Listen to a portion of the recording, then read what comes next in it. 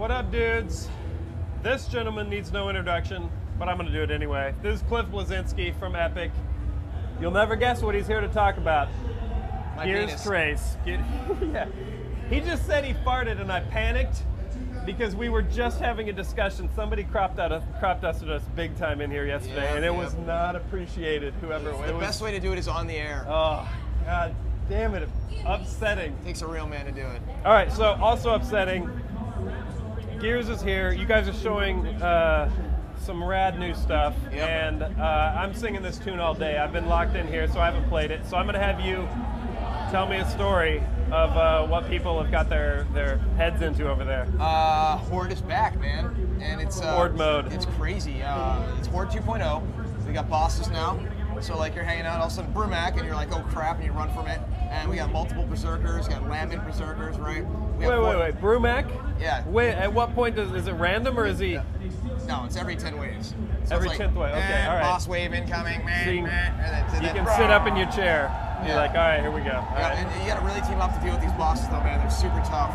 And so we have fortifications also, so you can build like fences and then laser fences, things like that. You can upgrade and repair them, right? There's also a cash system in there, so when you kill an enemy, you get cha-ching, and you get a little bit of money. Then you can spend that money on new weapons, ammo, as well as other fortifications, and eventually save up to get a silverback mech. Wow, Yeah. wow.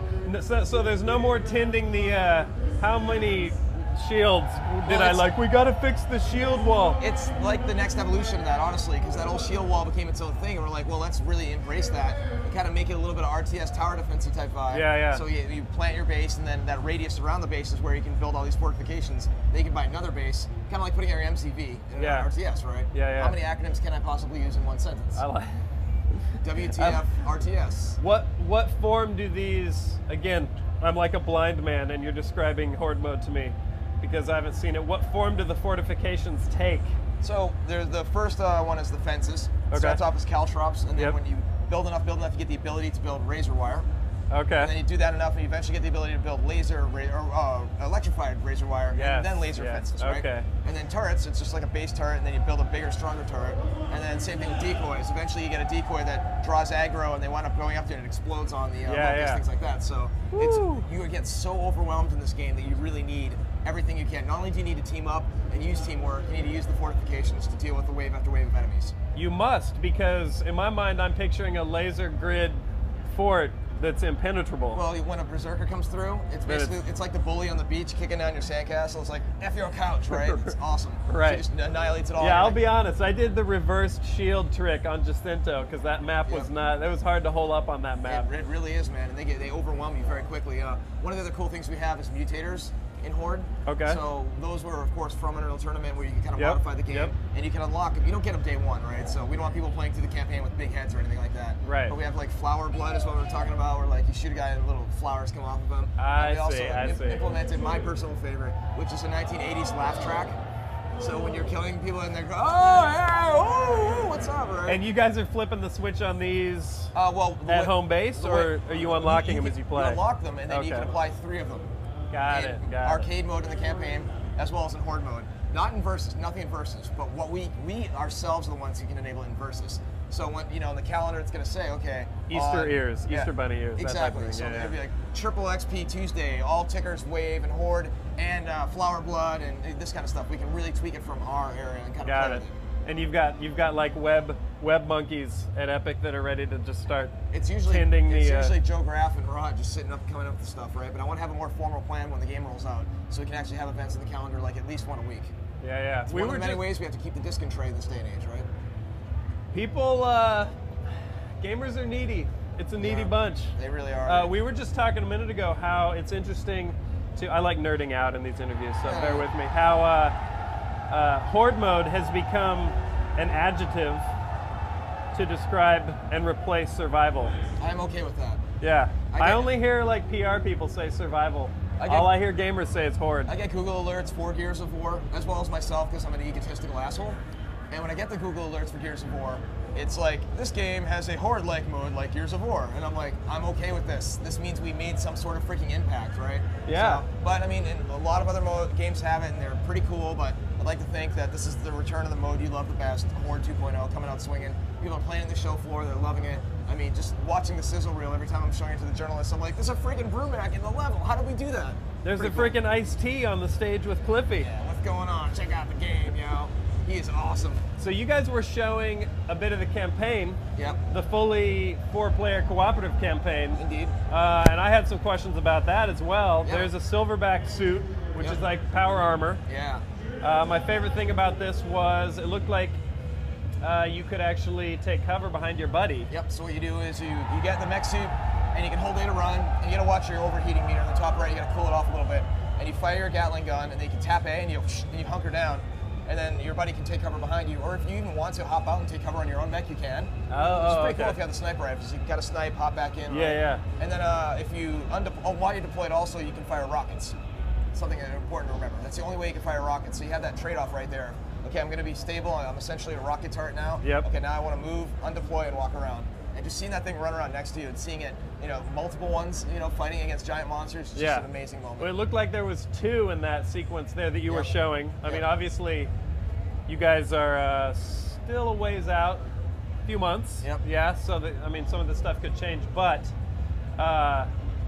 2 of those running around. How much damage can you take when you're in the silverback? You can take a fair amount of damage. It's a walking tank, right? But if you get shot in the back, you get full damage also, right? So you want to definitely be facing the enemies. Yeah. And you have to kind of time that whole thing. It's kind of like a car in GTA. You want to ride it right to that point where it's about to blow up, and then hop out at the last minute, because that thing has kind of a big explosion when it goes. So you don't want to be there. I've had it down, my buddies next to me and everything like that. You got to be real careful with that. When with the silverback is dead. Responsibility. Yes. Yeah.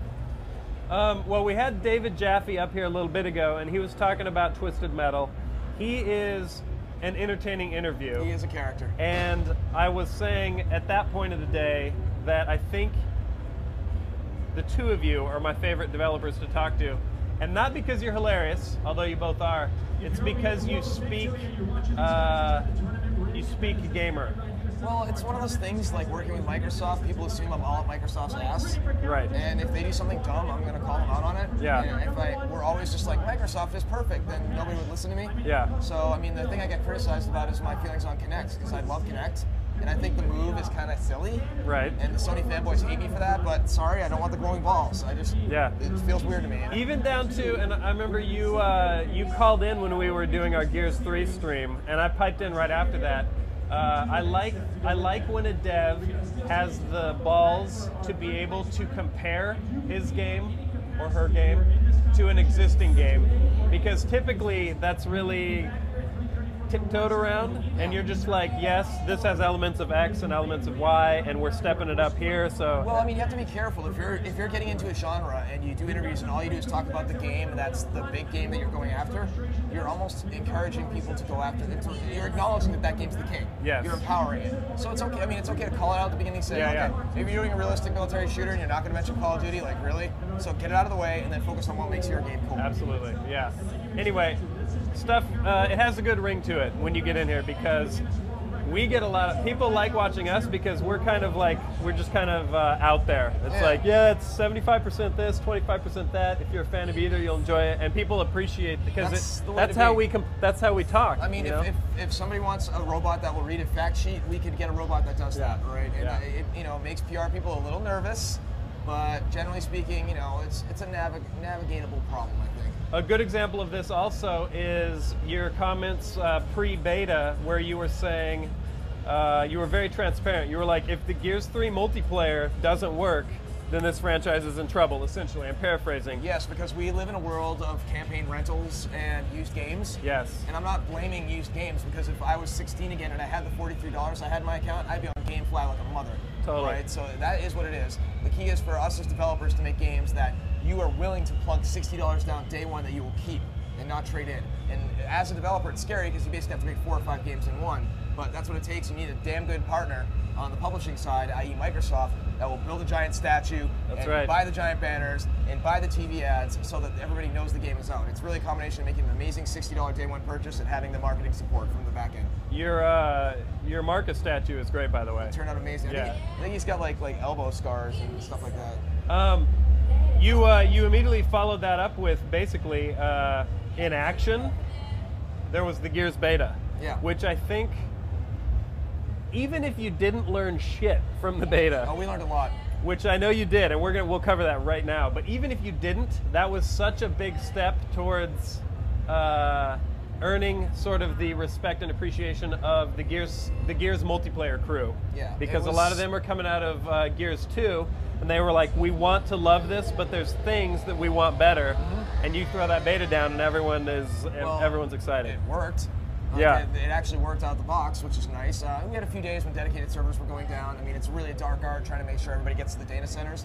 But, I mean, honestly, going online and seeing people playing and seeing people having fun, I mean, we've tweaked a few things post-beta, but it was just as much a marketing exercise as it was a fact-finding mission, as well as beta kind of tweaking out all the issues that are potentially in the game. Yeah, and a lot of from what I understand, a lot of the stuff that you learned from this beta or are assimilating into the final release of Gears was sort of under the hood.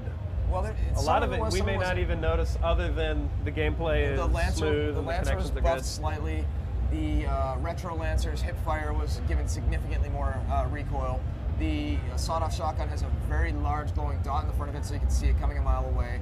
And the maps had some spawn problems. There was a couple bugs in there that led to people spawning right next to each other. As well as map designs that needed tweaks because people were basically just camping people in there and killing them, as well as extending spawn protection. So learning all these lessons, I mean, trying to figure out how to make the best game possible, because we want Gears Versus to be a very viable way of playing the game. A lot of people, horde mode was just everything to them for Gears, and that was all they play. I want to come back, give Team Deathmatch a go, and see if you like it. Are there any surprises? I know the answer to this already, but I just want to see your face when you say it. Are there any surprises that we have not seen yet coming from Gears 3? People gonna die. Yeah? Yeah. All right. Tell everyone once again, in case you forgot, when Gears 3 is going to be in your hot little hands. Gears 3 drops September 20th worldwide.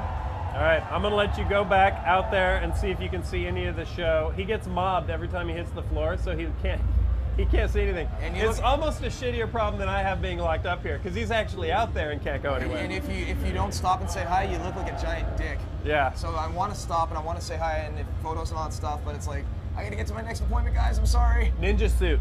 Yeah. I thought hoodie for a little bit, but I'm saying full-on ninja suit now. I'm thinking like a Mexican wrestling mask. Lucha. Yes.